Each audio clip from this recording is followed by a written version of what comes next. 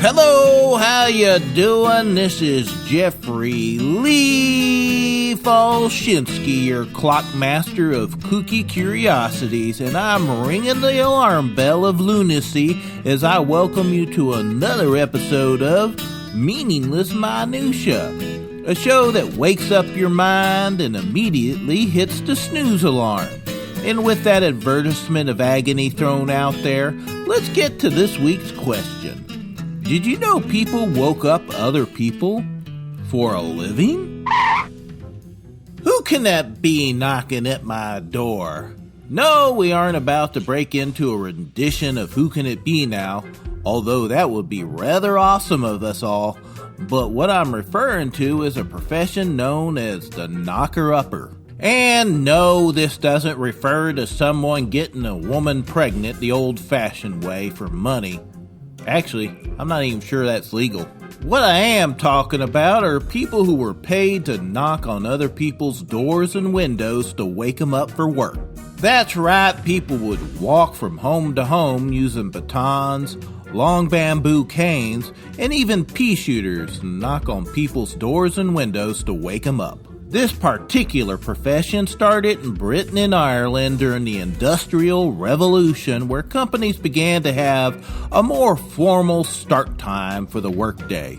The only problem with this is a majority of their workforce was coming from farming communities where the workday started when the sun came up.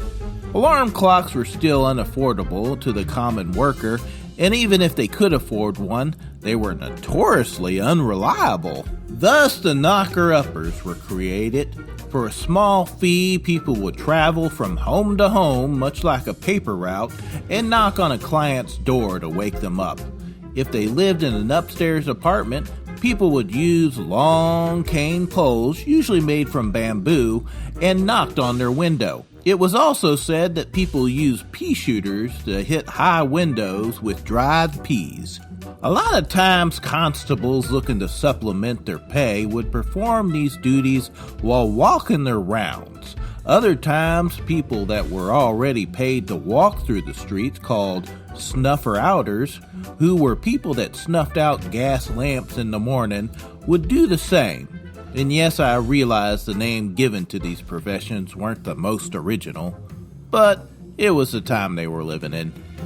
Knocker-uppers are mentioned in the children's book called Mary Smith and in Charles Dickens' classic book Great Expectations.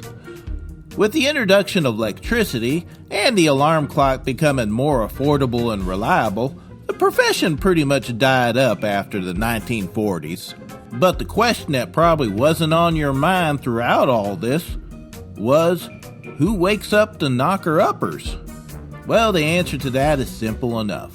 They just stayed up all night and slept during the day.